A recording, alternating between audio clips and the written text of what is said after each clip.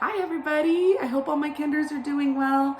This video we're going to be doing another type of addition where we're still adding, but this time we're going to be looking for the missing addends. So I want to go over just a few problems with you so that parents, you can kind of see a way that we would be practicing it in the classroom if I had the kids in the class with me right now. If you could be doing a little bit of addition with them every single day, and then also I'll be sharing with you a subtraction video so you can be practicing that with them as well. That would be awesome. Okay, so I already showed you in my last video about how we add in kindergarten using touch points and using counters. I modeled it with you, showing you that if you have two different numbers and you put them together, what's the whole group going to be? This time we're going to be looking at if you have a number and you have a missing addend, but you know what the whole group is, how do you find that missing number? How do you teach your kinder to find that missing number?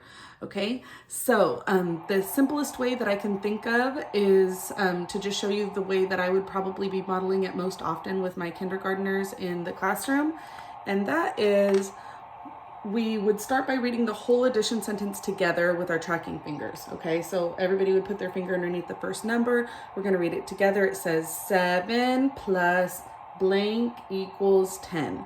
Then I have the kids identify for me what number we already know. We already know that we have 7 and that we need to get to 10. So what we're trying to figure out is how many more do we need to get from 7 to 10? Okay. So simplest way, start with 7, tell the kids touch 7, touch 7. All right, now we're going to keep making counters until we get to 10. So this would be 7, 8, 9, 10. All right, so, and you're just counting up from there. Every time you say a number, you're making a counter. So 7, 8, 9, 10. Count how many counters did you have to draw. So you had to draw 3. So you're going to write in the number 3, okay? Now for some of us, we might not be quite ready for that, where we're just drawing the counters of the missing number.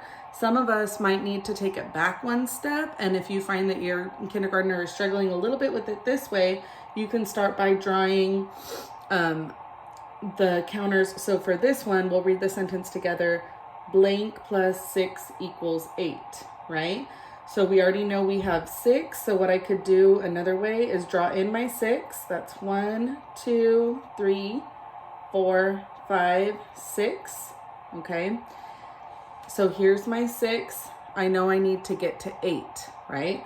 So I'm going to count again. 1, 2, 3, 4, 5, 6. I need to get to 8. So I'm going to go 7, 8. And again, you're just going to count those counters. How many more did you have to draw? I had to draw 2. So I'm going to write in the number 2. Okay. For this one, we have 3 plus blank equals 9. All right. So what we're going to do is we're going to start with our 3. And like I said, it's up to you if you want to have your kid draw the 3 counters, 1, 2, and 3. All right, I know I have 3. I know I need to get to 9, so I'm going to just keep counting from 3. So this is 3, 4, 5, 6, 7, 8, 9. Now I'm going to count how many counters did I just have to draw. So I had to draw 1, 2, 3, 4, 5, 6. And I'm going to write my 6. Okay. Next one. Okay, so this one is one that always kind of throws them off. If I have 10 plus what equals 10, well, I'm already at 10. How many more do I need to get to 10? So some kids get way thrown off by this one because they want to say some number. So they'll say 10, or they'll say 1. Those are common answers that I hear. But instead, just tell them, well, if I have 10 and I want to get to 10, I'm already there. So if I'm already there, do I really need to add any more if I'm already there? And hopefully then they'll understand no. So what's a number that means I don't have to add any more? Well, what number would that be?